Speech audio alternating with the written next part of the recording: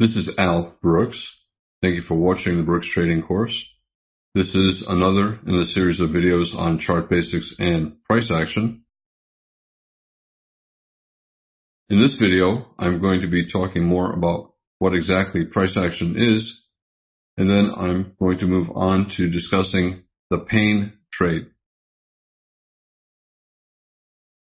Price action is any representation of price movement on any financial instrument, on any type of chart, on any time frame. And 50 years ago, reading tape coming off a ticker machine was a type of price action analysis. Price is changing with every tick, every trade during the day. And every price change is an example of price action. So for example, here's the tick chart where every little bar is one trade. We went up, here we went sideways, we went up, we went down, we went up. Sideways here for a few trades at the same price, and then we went up. Sideways at the same price, and then we went up. This tick chart shows every trade that takes place during the day. Everything is important. Never dismiss anything as noise or unimportant. Some things that initially look like they're not very important often lead to great trades. I think that traders who talk about noise really do not understand the markets. They're either lazy or they're simply ignorant. There is no noise. Everything that happens for a reason. Noise implies that the movements are random. Nothing is random. All the trades are being conducted by computers with algorithms, and the algorithms are logical. Just because you do not understand the logic does not mean that it's random price action. It's not. Everything is for a reason. So whenever I hear somebody talk about noise, I simply think that they just don't understand. They don't understand what's going on. Look at this chart. We have 4 consecutive bull bars closing above their midpoints. Traders start buying closes. At some point, traders call this a buy the close bull trend. They wait for the bar to close, and then they just buy. They buy the market, or they place a limit order to buy the close. If you're a buy the close bull and you bought right here and you see this, what's your feeling? Are you thinking, oh boy, we're going higher? Or do you say, gosh, that's disappointing? All right? So you have disappointed bulls who bought this close. Now, if you're one of those bulls, what are you going to do? You're going to place an order to get out break even. So you buy here, you're disappointed here, you place a limit order at that price to get out break even. And what happens? If enough traders do that, then the bulls are selling and the market goes down. The bears are always selling.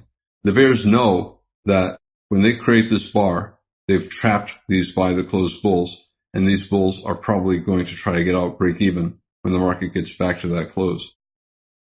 These bears will sell more with a limit order at that close or a tick below that close, knowing that the bulls are going to sell there as well. So you get a give-up situation. Somebody might look at this and say, this is just noise. It's not noise. It's happening for a reason. And that's true with every bar on the chart. Bulls giving up, so traders start to sell. They're expecting the bulls to give up here, so they sell closes. They sell above bars. Here's a bull reversal. They see 3 big bear bars closing below their midpoints. They believe the bull reversal is going to fail and become a bear flag, so they sell the bull close. We have a bear close here after the bull close. They sell the bear close. They sell below the bear bar. None of this is noise. It's all happening for a reason. Every bar is happening for a reason. Every now and then, someone asks me if the markets are different now from 30 years ago. And my thought about this is that all price action is genetically based. It's a reflection of rational human behavior, and that is due to our genes. And because that's the case, markets behave today the way they did 100 years ago, 1,000 years ago, and they will continue to behave the same way until we evolve into some kind of new species. For example, look at this chart. It goes back to the 1920s. Here's the 1929 crash. If I did not have these dates on here, you would look at that chart and say, oh yeah, it could be anything. It could be the euro versus the dollar. It could be the stock market. It could be Apple. It could be crude oil. It looks like charts that we look at every day. But yet it's not. It's from 80 years ago. Stock market crash, big sell-off, and when it bounced 50%, traders sold. 50% pullback. It sold off into a wedge bottom, spike and channel wedge bottom, and then it rallied to around 50% of that bear leg, and it tested this lower high. So now we have a breakout test of this low and a double top bear flag with this high, and we sold off again. World War II, we have two legs down, one pullback two, and a higher low major trend reversal. Bear trend, bull breakout, and then a double bottom higher low. Traders buy. We got a pretty strong reversal up here, a pause. Traders expect a measured move up, and we get that. And that's also about a 50% retracement of that entire rally. We're looking at charts from decades ago, yet they're behaving the same as charts today. And that's because the market behavior is based upon human behavior and rational behavior. Traders behave rationally, just as they did back then. And if you have enough traders participating, all behaving rationally and in their best interest, this is the outcome. A chart that makes sense, and it looks the same today as it did back then. Doesn't matter if it's the Great Depression, World War II. Long before there were computer algorithms and high-frequency trading, charts looked the same. All markets and all time frames have the same price action. Here are three different charts. They all look very similar. One is a 5-minute chart, one's a daily chart, and one is a 1-minute chart, yet they all look the same. Price action is the same on all time frames. Now, which of these charts is General Electric, the stock, E-mini, and which is the euro versus the dollar forex market? Which is the daily chart? Which is the 1-minute chart? Which is the 5-minute chart? It's impossible to know because price action is the same for all markets. Doesn't matter if it's GE or forex market, and the same for all time frames. It doesn't matter if it's a 1-minute chart or a daily chart. And here's the answer, in case you're curious. Sometimes you'll hear traders on television talk about the pain trade.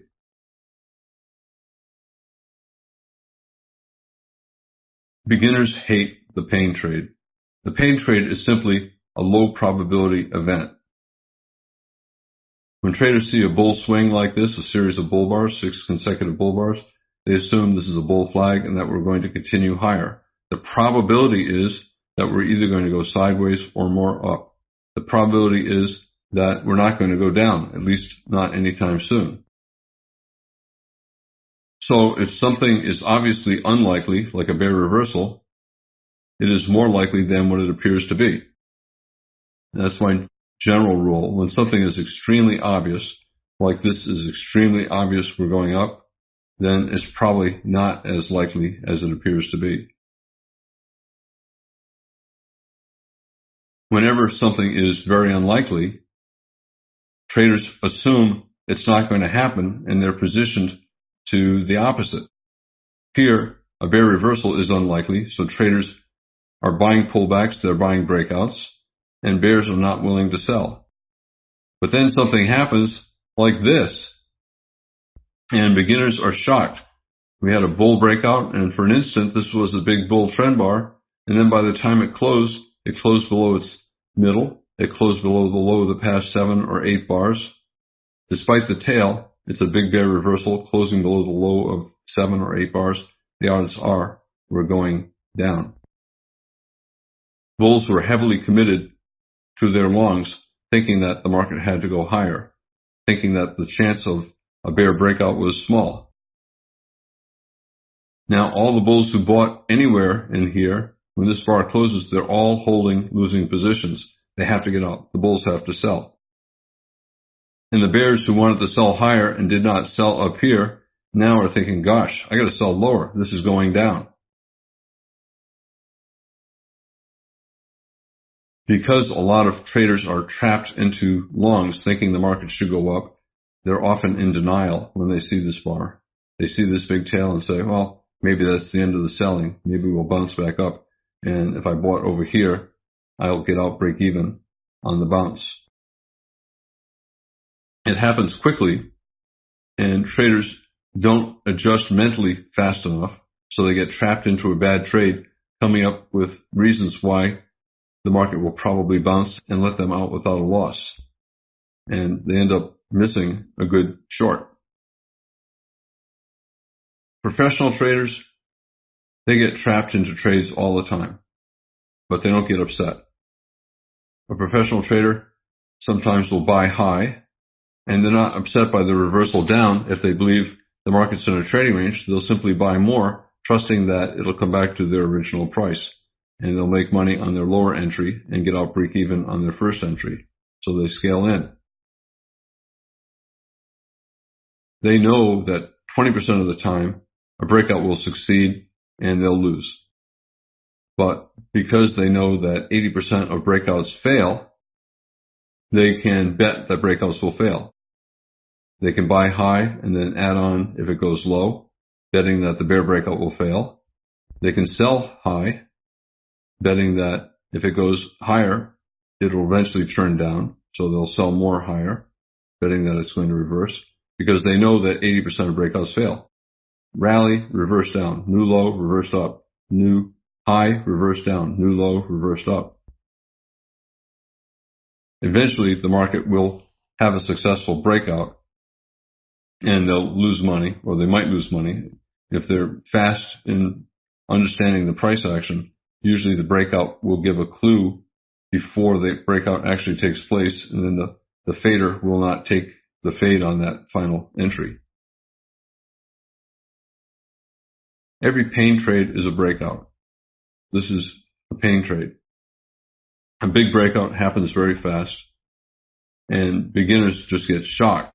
They are buying a series of bull bars. They see a bull flag, 2 little pushes down, 1, 2, they buy. They see a big bull close, a bull breakout, they buy. And then as this is forming, they're shocked. They can't believe it's happening. They keep hoping that it's going to stop here. It's going to stop here. It's going to stop here. So they keep relying on hope instead of objectivity, looking at this saying, we're going down. I got to get out. And a lot of times beginners will think it's a conspiracy. It's not fair. The institutions are conspiring with one another to steal my money. You don't have enough money for the institutions to care. All of us individual traders put together do not have enough money for the institutions to care. We are 5% of the market. The institutions are 95% of the market. That 95% cannot make enough profit off the 5%, so they don't care about us. Professional traders, they love these breakouts. Beginners get trapped and complain that life is not fair. Professional traders understand what's going on, and they see this and they say, oh, it's going down, I'm going to sell.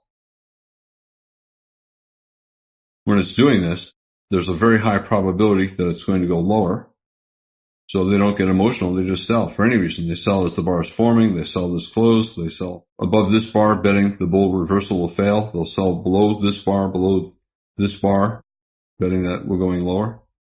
They're just very quick to make the decisions. They don't get emotional. They know the market's going down, so they just sell. We got a lot of small bars, sideways bars. We go down, we go up, we go down, we go up. We're in a trading range. Traders know that 80% of breakouts will fail, and that it's better to sell high above bars, sell above this bar, sell above these bars, and buy low. Buy below that bar, buy below this bar, buy below that bar, betting that when the bars look like this and we're sideways, it's a trading range, and most breakouts will fail. If it tries to break out to the upside, it's going to fail, so look to sell. If it tries to break out the downside, you have to assume it's going to fail as well. But professional traders are also aware that sometimes you get an unexpected big breakout. Sometimes news happens, sometimes fundamentals suddenly change, and the market can change dramatically. Like here. Here, with this bar, a big bull bar closing above its midpoint, closing above the high of the past 20 bars, traders decide that the price is wrong. and it's quickly moving up to a more appropriate price. Beginners get paralyzed because they're hypnotized into believing that this is going to continue forever. Experts immediately react, the market's different. The market believes this price is wrong, it's going higher. So experts buy.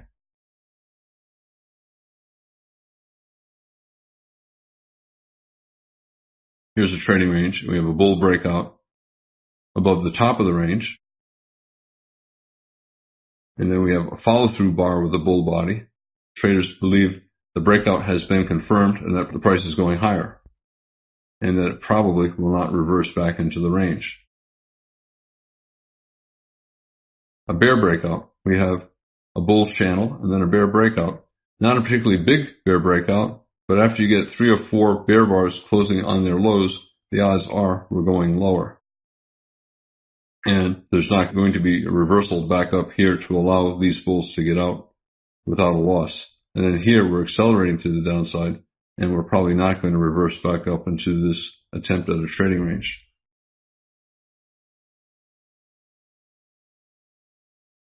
Now, how can a market break out if there's no news yet?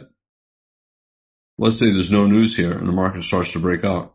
Let's say here we're in a bull channel and we're starting to break out to the downside and there's no news. Markets often break out before news comes because buyers and sellers begin to sense that something is wrong, that the price is wrong. Maybe the price is too high. Maybe I should start selling some. Maybe the price is too low. Maybe we're going up.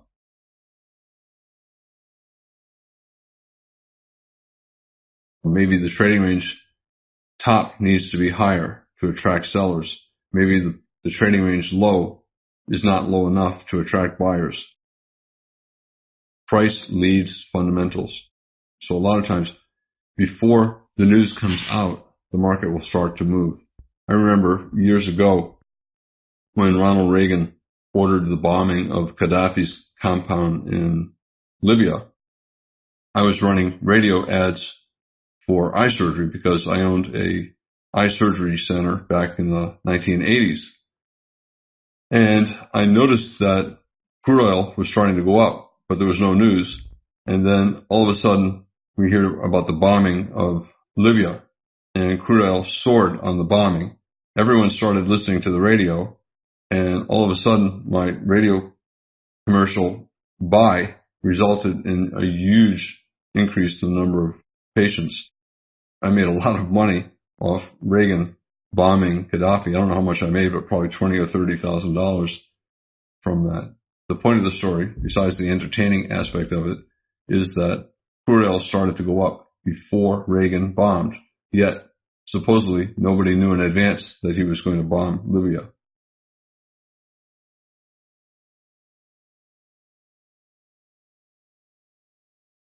Here we have a fairly tight trading range.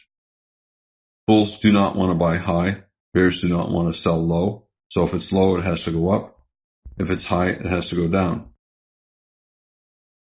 But sometimes what happens is bulls start buying at the top of the range, and they buy more as it's going up.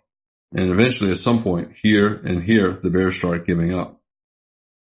The bears start to sense that maybe the top of the range is not going to hold.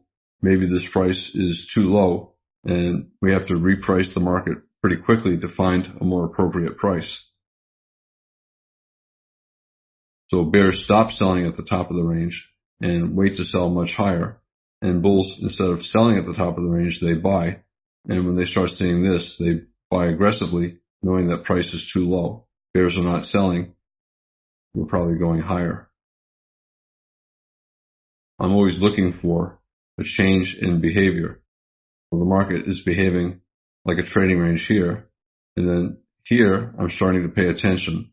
A bull bar closing on its high, a gap close of this bar above the high of that bar, and then a bigger bull bar closing on its high, opening on its low. So there's urgency, and it closed above the high of the past 10 bars or so, and this bar is bigger than that bar.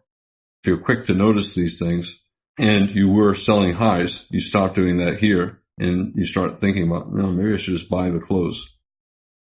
Bears are not selling, so we're probably going up. A lot of times, 15 minutes later, there'll be a news report, and you'll look at the news and say, oh, that's why it went up.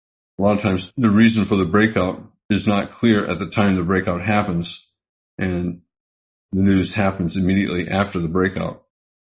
Did the news cause the breakout? Was there some kind of insider trading? I don't think that's the case, but a lot of times the market will start to go up minutes before a news report is released because traders sense that the market is going to go up or down. Now, the pain trade, it's a breakout. And it's a breakout of any support or resistance, like a trading range or a trend line, or a bull or bear breakout of a bear flag, or a bull or bear breakout of a bull flag. Bear channel, so it's a bull flag. Probability is we're going to get a bull breakout. It's also a wedge bottom, 1, 2, 3, or 1, 2, 3. A wedge bottom, 2 legs sideways to up is likely. But what would be the pain trade? We have a wedge bottom. Traders assume bear channel bull flag, we're going up. So if it's more likely we go up, the pain trade is if we go down instead.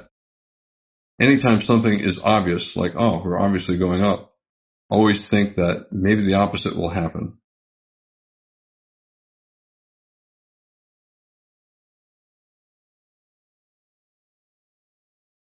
Since a bear breakout is unlikely, traders are expecting either a trading range or a bounce.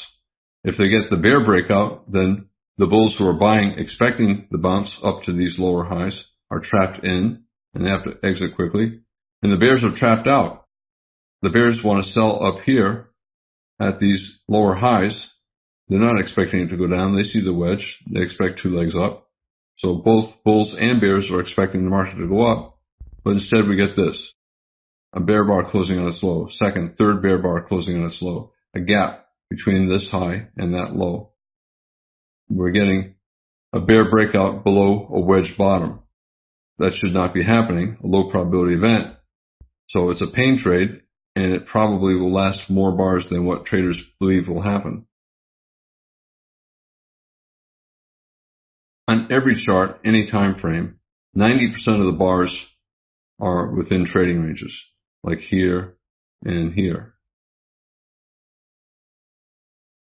Only 10% of the bars on any chart are in a breakout like this. During the breakout, traders believe the price is too high and the market has to get down to some new level. Nobody knows exactly where it will be, but price is moving quickly to find a new range of fair prices. These breakouts only occur during about 10% of the bars on any chart. Markets are always constantly transitioning from trading ranges into breakouts, from breakouts into trading ranges.